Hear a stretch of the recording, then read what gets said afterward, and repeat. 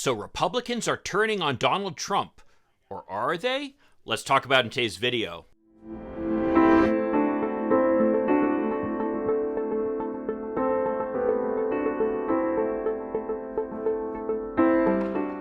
Hi, I'm Mike Greiner. I'm a lifelong Democratic activist who's concerned about the direction our country is taking. I'm also a lawyer and an academic, and I'm here to help you stand up to the BS of the MAGA crowd. So former New Jersey Governor Chris Christie made headlines when he stood up in front of a speech at the Republican Jewish Coalition leadership meeting and declared that Republicans could not support Donald Trump because he was causing them to lose elections. Well, if there's any information that came out of this midterm election, it's that this whole election denial thing and this whole Donald Trump cult thing isn't playing very well with swing voters. In fact, if there's any message that came out of it, it's that elected officials who Donald Trump has attacked at one point or another, who are Republicans, people like DeSantis or Kemp, they did very well, consistent with what you would expect for the party out of power in an off-year midterm. But all the Republicans who sold their souls to Donald Trump, well, they didn't do so well. So now all these Republicans are running around saying, oh, Donald Trump can't be the leader of this party anymore. But yet so many of these people who are now making these claims are the same people who before the election were themselves bowing down and licking Donald Trump's boots. And that's where we find ourselves with Chris Christie. Let's check out this speech today. We have to stand for the truth, and we have to stand against falsehoods. And on election night 2020, when I saw a president of the United States stand in the East Room of the White House behind the seal of the president at 2:30 in the morning and tell the American people, with no evidence at all, that the election had been stolen, that's where it ended for me. So I got to give him credit that at one point, at least, he decided it ended for him. But you have to remember, this is a guy who stood by Donald Trump when he lied repeatedly. The Washington Post documented that he lied over 30,573 times during his presidency. Some of them were so patently false that they turned into memes. Like, remember the time that he took the Sharpie to draw the different path for the storm? And yet during all of that, Chris Christie said nothing. It wasn't until Donald Trump was no longer president that he decided he was going to stand up and say something. And that's the point, that these people are willing to stand up and criticize him now that they feel that he's losing power. This isn't leadership. This is another sign of cowardice on their part. And of selfishness, for that matter. Because after all, Chris Christie, I'm sure, is licking his chops and thinking to himself, oh, this might be the opening for me to run for president again. After all, we have to remember how Donald Trump humiliated him in 2016 and then proceeded to repeatedly humiliate him, making fun of his weight repeatedly, for example, while he was working for him in the White House. In fact, the part of this speech that I cut out at the beginning is just Chris Christie going on and on and on about how loyal he was to Donald Trump. That was him establishing his bona fides with this audience. But now, oh my God, can you believe that Donald Trump lies? Imagine that. Well, let's keep watching. That's because it became the party of me at that moment. At that moment, it became the party of me. I mean, remember, this is the family who took $640 million, at least, from their time in the White House, and who was overcharging the Secret Service and the Air Force to use their facilities, and was making money off of all the people checking into their Washington hotel. And yet Chris Christie said nothing during all of that. Before that, it wasn't the party of me, I guess, according to Chris Christie. Let's keep watching. That the pain of defeat couldn't be accepted and put the country first. The classic case of that, by the way, of course, is Al Gore in 2000, who probably could have kept on fighting and might have ultimately prevailed had he kept fighting, but he felt it was important to put the country first in that incredibly moving press conference where he called for unity. Let's keep watching. And for every moment since then, our party has been diminished by that lack of leadership. Okay, he says the party has been diminished, and yet the party continues to do it. I mean, look at what's going on in Arizona with Kari Lake. This is a party that fundamentally does not believe in democracy. And in fact, when he talks about lack of leadership, the lack of leadership is not on the part of Donald Trump. He was the one leading in the way of telling the lie. He was the one leading away from democracy and toward authoritarianism. The lack of leadership was shown by the rest of the party, including Chris Christie, who, at least to give him credit at that point, he did step in and say that Donald Trump lost the election. But so much of the rest of the party who've simply bowed down and continued to lick at the master's feet. That's lack of leadership. And frankly, it's the kind of lack of leadership that Chris Christie showed during the time when Donald Trump was in the White House, when Donald Trump, of course, could do something for him. Let's keep watching. By that lack of humility.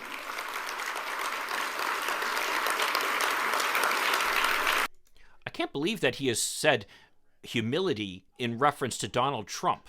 That's really quite remarkable. Let's keep watching. And, you know, I've been saying this for a while since that night, but I know that a number of folks have said this now to all of you, but I think it bears repeating. I absolutely remember the 2016 campaign vividly, the general election campaign. I was there with the president. And I remember him saying, we're going to win, and we're going to do so much winning. We're just going to keep winning and winning and winning. And we're going to do so much winning that you're going to ask me to please stop winning because you're going to get tired of winning. We're winning so much. Yeah, I remember that statement too. And boy, all that winning. I mean, remember how they were able to get rid of Obamacare as they claimed they were going to? Or how they built that wall and had Mexico pay for it? Yeah, I remember that too. All that winning that they accomplished. Let's keep watching. I know you remember it too. But the fact of the matter is, everybody, since that night in 2016, politically, as a party, we've done nothing but lose. Now, this is the sad truth that's been repeatedly pointed to by commentators, which is the fact that Chris Christie, for all his bootlicking that he did with Donald Trump, is actually a very impressive person. People were always amazed at his comments during the 2016 primaries. And that's why they were so amazed when he became this bootlicking guy. I mean, he can speak truth at times, and this is the truth. They're losing. Let's keep watching. Lost the House in 2018. We lost the Senate and the White House in 2020. And 2 weeks ago, we underperformed the historic norms in the House for a party out of power. We're going to lose, it appears, 1 Senate seat, and we lost 2 governorships. I remember when I was first elected governor in 2009, one of my political mentors, Governor Haley Barbour of Mississippi, was chairman of the Republican Governors Association, and he brought me in to my first meeting of all the governors. I was overwhelmed. I couldn't believe I had beaten John Corzine in New Jersey. I couldn't believe I was going into a room and sitting with the governors of our country as one of them.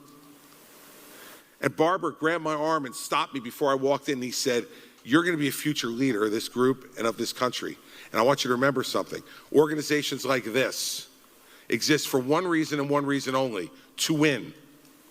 We don't make policy."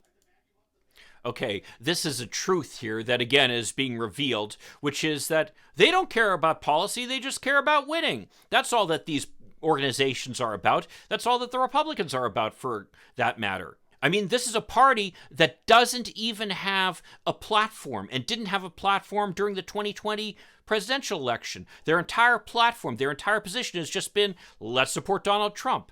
And now he's saying, oh my God, can you believe we're just about winning? Let's keep watching.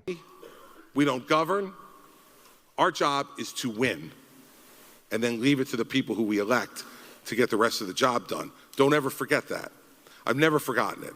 And when I was chairman of the RGA in 2014, when I left that job, we had 31 Republican governors around this country. Today, we have 26. We had a majority in the United States Senate. Today, we're in the minority. And we had a large majority in the House of Representatives. We keep losing and losing and losing. That's true. And that's actually what the Republicans are fighting so hard about, which is that ultimately they are losing. They're becoming a minority party. As America becomes more diverse and more educated, The old race baiting of the Republican Party is getting less in vogue. And that's why they're fighting so desperately to try to destroy democracy and try to hold on to power, even though they're no longer in the majority. Let's keep watching.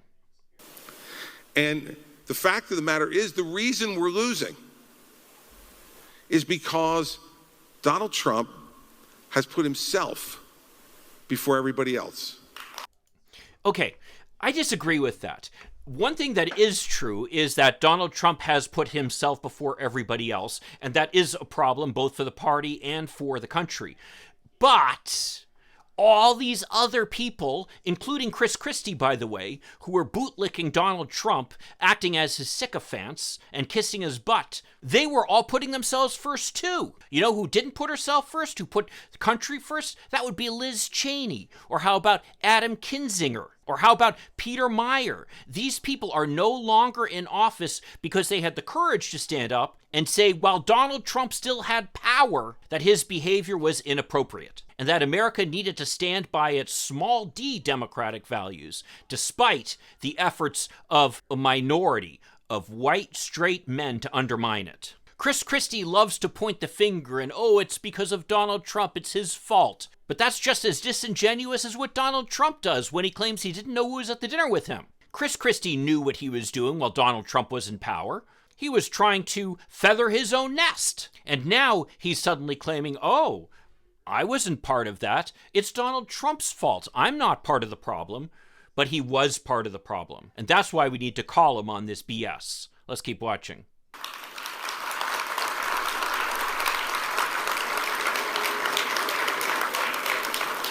And I understand and believe in so many of the policies that were able to be accomplished during those 4 years. I mourn what more could have been done. Oh, boy. I mean, really, the only thing that they have to point to is a large tax cut for the wealthy and basically packing the Supreme Court, which ultimately led, of course, to the overturning of Roe v. Wade. If you support those things, then I can understand why you would support what Donald Trump did. Otherwise, his administration was a total fiasco, not accomplishing anything that was promised, most of which I thank our lucky stars for. But for example, there's no wall built along the border. The problem was actually worse during Donald Trump when it comes to immigration and the border. Crime was going up. Drug use was going up. The United States was losing credibility internationally, and the one big accomplishment that they can point to, the economy, was basically the fact that he was living off the success of the Obama recovery. So that's what we're proud of? Well, I guess there's no accounting for taste. Let's keep watching. And let's remember this. Everything that has happened in the last 2 years is because we lost that election. Yeah, that is true. I'll agree with that.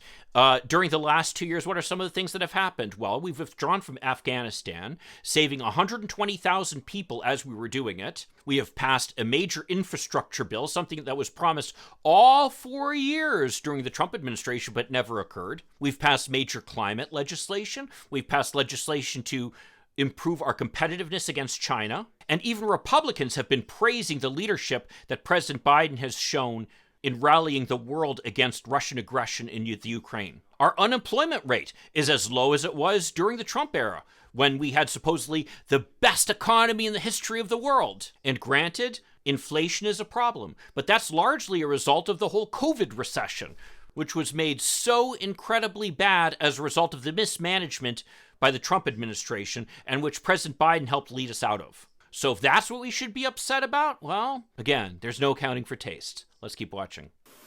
Everything that has happened in this country, the runaway inflation, the loss of energy independence, Okay, number one, the United States still has energy independence, actually. And as I've talked about before in other videos, a big part of the reason why there is not an increase in drilling as we have expected is because of the fact that the oil companies lost their shirt during the COVID recession. Inflation, granted, is a problem right now, but again, they're dealing with it. And this is something that was not caused by Joe Biden and is a global problem. But look at all the things they don't give him credit for.